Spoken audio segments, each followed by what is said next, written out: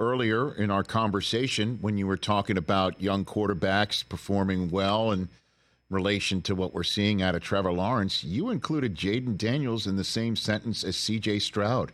Are you seeing what happened last night and saying I came on the show, Chris, and I'm like, if you're a Commander fan, you got to think you hit the quarterback jackpot in the draft. I know it's just 3 games, one big one on a Monday night, but I heard that out of your mouth earlier. Chris, are you throwing them out there? Listen, I grew up in Virginia, so a lot of Commanders fans here. I'll just say that. Like, just my group texts are all going off like a bunch of 30, 40-year-old dudes last night. Like, we found the guy, you know? Yeah. And I'm just so happy they found the guy, not for the Eagles' sake, but like just for the sake of like, I've watched this thing and, change ownership when that was very much needed to kind of come in and clean house, to exercise the demons.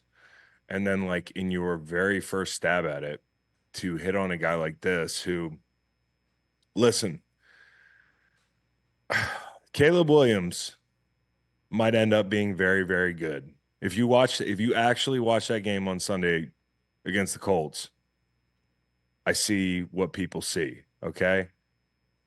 But this guy, Jayden Daniels, he might be ready to play right now, and it might not look as cool as it does with Caleb sometimes. But what being a quarterback in the NFL is about, it's about the red zone, it's about third down, it's about fourth down. And when you add the quarterback run element, which he's been using a lot, those conversions late in that game on the road it's like he's a vet. And that's the thing that I thought about CJ last year. Different players, but that maturity. And, while both years were like, oh, consensus every year, consensus number 1, consensus 2, 3, this team's crazy. They wouldn't even think of leapfrogging the other to get the guy and Houston ended up with QB1. And I think Jayden Daniels has a shot to be QB1 out of this group because of how pro-ready he is. Caleb's going to have to fight an uphill battle, and I think Washington did a better job than people gave them credit for, surrounding him with some nice veteran pieces. And I think Cliff's doing a good job. And, dude, I'm in on that kid. No doubt. That dot he threw to McLaurin. Well, I mean, and the first one was obviously very impressive, just dropping it in there on a deep ball. But the one he threw he threw with 2 minutes and 10 seconds to go, basically to call game over on Joe Burrow. He called game. My jaw, my jaw dropped. Me too. Like, me too. Yeah, like, sure. I threw a couple on the Bengals like live money line because I was like, why not? Like, glutton for punishment here. Yeah, exactly.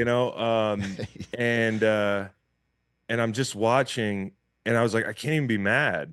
Like, I will remember where I was when he made that throw, because if he ends up having a great career, which, I don't want to crown the kid. Like I said, it's only week 3, week 4, but that's one of those moments where you're like, yeah, wow, the whole country saw it.